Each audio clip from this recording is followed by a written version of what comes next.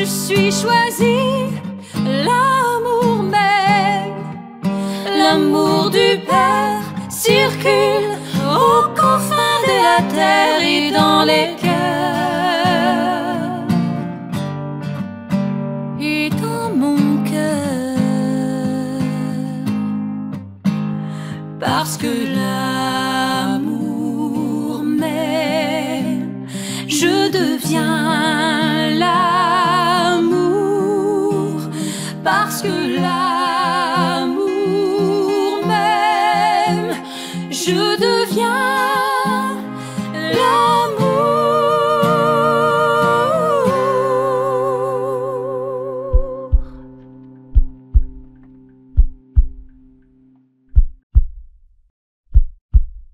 Bonjour, chers choisis de Jésus.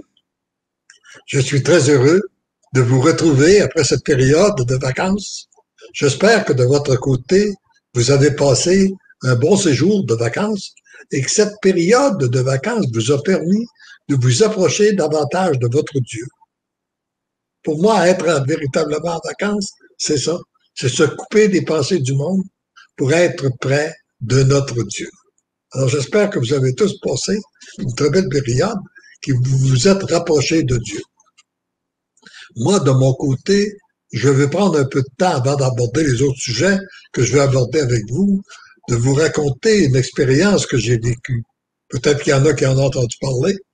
Et puis, parce que je considère avoir vécu une très belle expérience, surtout à partir de samedi, le 19 août. Cette expérience est une expérience qui me permet d'avoir goûté ce que produit la mission de choisir Jésus. C'est-à-dire, ça va confirmer tout ce qui est dit, tout ce qui est enseigné dans ces volumes-là. Parce qu'il est dit que vous pouvez vivre des situations dans la paix, dans la jubilation, une situation difficile que d'autres pourraient se seraient passés à vivre avec beaucoup d'anxiété. Et c'est qu'est-ce qu'on l'a vécu? C'est qu'est-ce que j'ai vécu? Non seulement je l'ai vécu, mais mon épouse aussi. On l'a vécu ensemble dans notre vie de couple.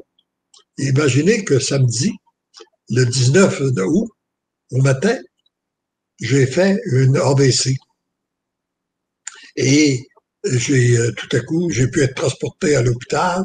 J'ai été très bien soigné, tout ça. Et puis, mais j'ai vécu ça dans l'abandon et la confiance. Ça m'a permis d'abord de donner mes 3 oui, de répéter mes 3 oui que j'ai enseigné souvent à d'autres, et puis qui sont réellement d'une efficacité qui produit des fruits extraordinaires lorsqu'on vit une situation comme celle-là, où je dis oui Seigneur, si tu veux me guérir. C'est plus facile celui-là. Je dis oui Seigneur, si je suis en train de paralyser, si tu veux que toi je paralyse et que je reste paralysé ou malade pour la balance de ma vie. Oui Seigneur, si tu veux me rappeler à toi, si le temps est arrivé pour moi de quitter ce monde pour s'en aller vers toi. Et après que j'ai donné mes 3 oui sincères, je vis une très grande paix, je vis ça dans l'abandon total et j'observe ce qui se passe autour de moi. Je suis émerveillé de voir qu'arrivé à l'urgence, il y a 10 ou 12 personnes qui m'accueillent, sont autour de mon lit, sont comme des abeilles autour de moi. Une me pique un endroit, l'autre pique à l'autre, c'était un acétate, en tout cas. C'est une série de précautions qu'il doit prendre pour quelqu'un qui est en train de faire une ACV, et donc, ou un AVC. Alors, là, et par la suite, j'ai été très bien traité. J'ai eu des soins extraordinaires tout le temps. J'ai été 5 jours à l'hôpital, et puis 3 jours à l'urgence, et puis 2 journées dans une chambre pour de rétablissement. Et j'ai eu des soins extraordinaires. Ça m'a permis d'avoir, et puis je vous dire que j'ai bénéficié de beaucoup de prières. Alors, j'ai sorti de là, je n'étais qu'en action de grâce. En action de grâce, d'abord, de pouvoir ne pas avoir trop de séquelles, il y en a un petit peu, mais c'est minime, parce que même, ça ne fait pas encore 3 semaines. Et puis, je peux marcher dans la maison, même pas de canne, là. Et puis, quand je vais à l'extérieur, il faut que je fasse attention. J'ai une jambe qui peut me jouer des tours, j'ai une main qui est un petit peu plus difficile quand je viens pour écrire ou des choses comme ça. Il faut que je fasse attention. Mais, par contre, je suis bien suivi. Et puis, un physicien, puis un ergothérapeute qui, qui viennent pour m'aider, pour me dire les exercices que je dois faire pour tâcher de guérir. Et je vois que jour après jour, ça s'améliore. Et j'ai bénéficié beaucoup de prières. Je dois vous dire que, ben honnêtement, durant ce temps-là, j'ai pas prié beaucoup. J'étais assez surprenant, parce qu'on penserait que quand on est à l'hôpital, qu'on devrait prier. J'avais le temps. Mais, je sais pas, j'avais une seule prière qui montait dans mon cœur. C'était de dire, Seigneur, il y a beaucoup de choses, il y a beaucoup de gens qui prient pour moi, parce que je vais à la messe à tous les matins à la cathédrale. Et puis, ça s'est su, ils sont dit, alors beaucoup de gens, des prières qui ont prié pour moi, plus l'équipe qui était autour, ça c'est sûr. Et puis, la seule prière que j'avais qui me remontait continuellement, c'était de dire, Seigneur, prends les prières que les gens font pour moi, là, puis distribue-les à qui tu veux. La personne qui en a le plus de besoin. Il y a des gens qui en ont beaucoup plus de besoin que moi, alors distribue ces prières-là où tu veux, étends-les à la grandeur des choisis de Jésus pour ceux et celles, principalement sur ceux et celles qui en ont plus de besoin. Et ce qui a monté aussi dans mon cœur, que j'ai beaucoup aimé, c'était de dire, mais de découvrir comment notre Dieu est un Dieu d'amour. Et nous sommes peut-être des grands privilégiés de vivre à une époque où la science est aussi avancée. Si la science est aussi avancée, c'est Dieu qui le permet. Et Dieu protège. Puis je me disais, notre Dieu d'amour est tellement amour qu'il passe à travers les gens qui ne le connaissent pas. Il vient me donner de l'amour à travers des gens qui ne le connaissent pas. Et il a répandu sa science aussi, souvent à travers des gens qui ne le connaissent pas ou très peu.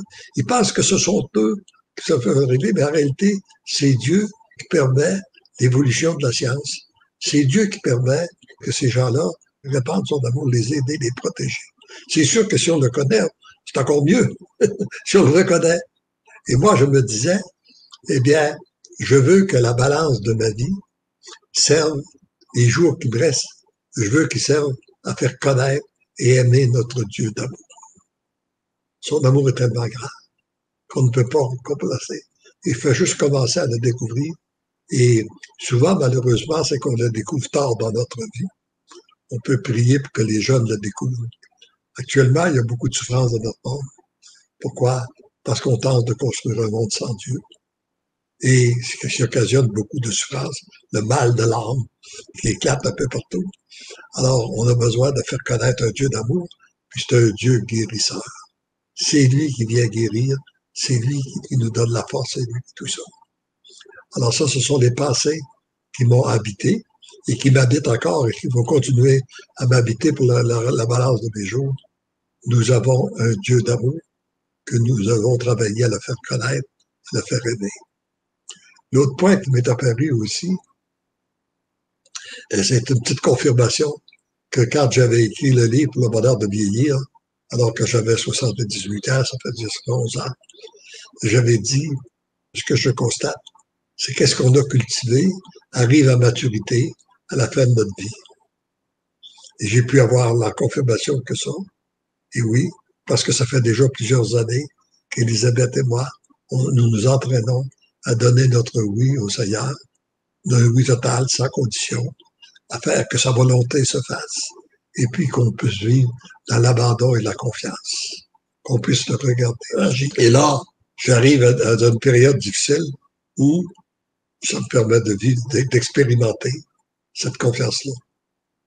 C'est facile à dire, mais quand on se sent menacé ou qu'il y a certaines difficultés dans notre vie, c'est peut-être plus difficile. Mais là, quand on est entraîné, pour moi, ça a été facile de vivre ça dans l'abandon et la confiance. Et oui, ce que l'on cultive tout au cours de notre vie arrive à maturité à la fin de notre vie. Et c'est ce que je constate de plus en plus.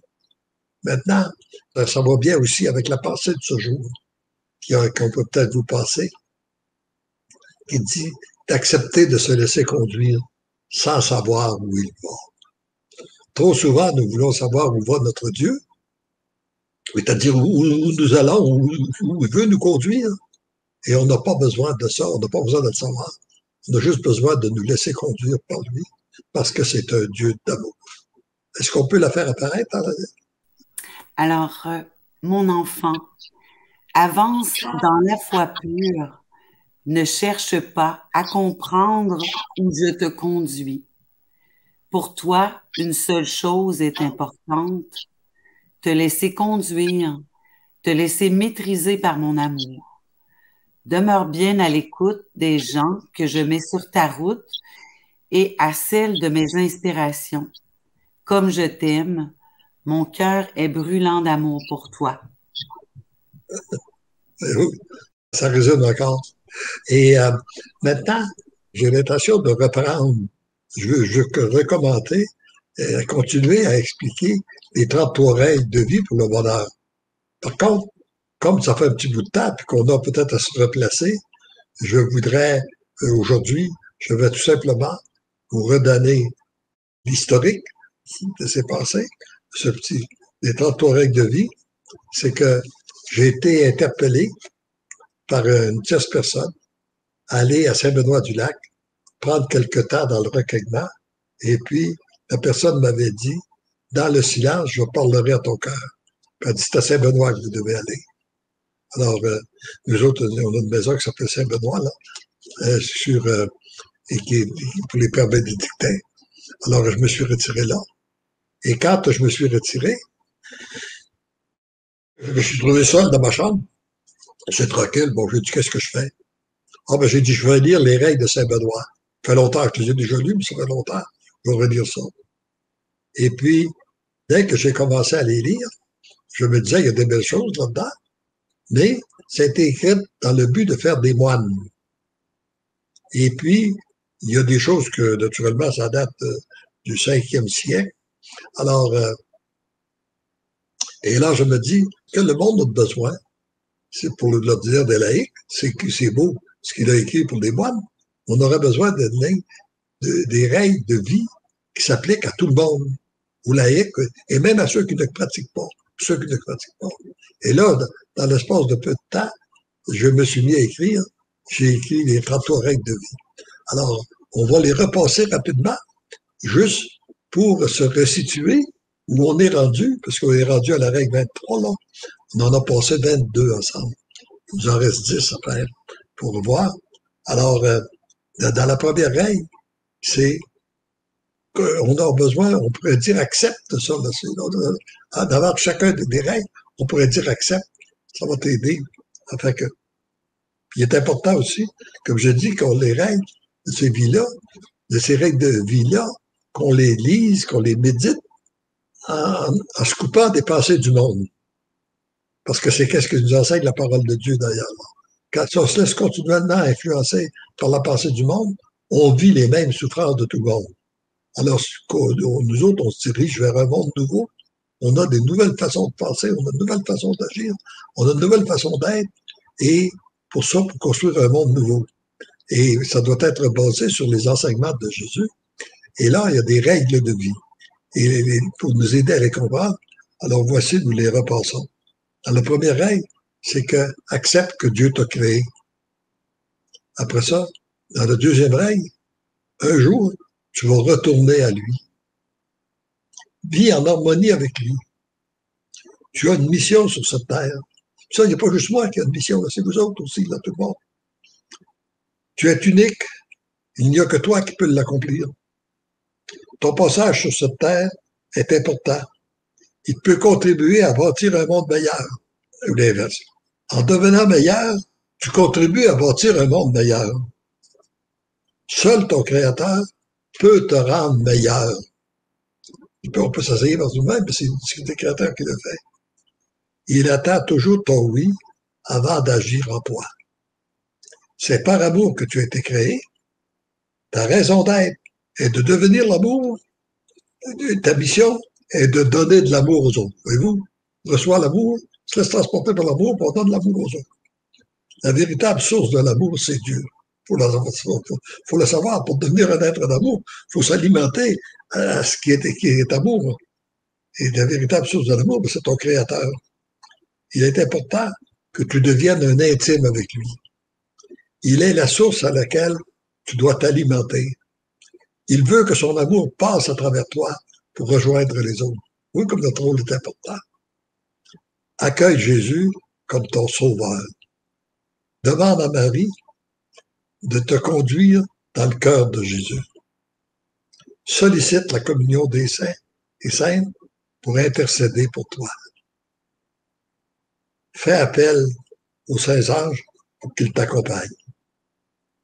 Prends conscience que c'est Jésus qui a fondé son Église.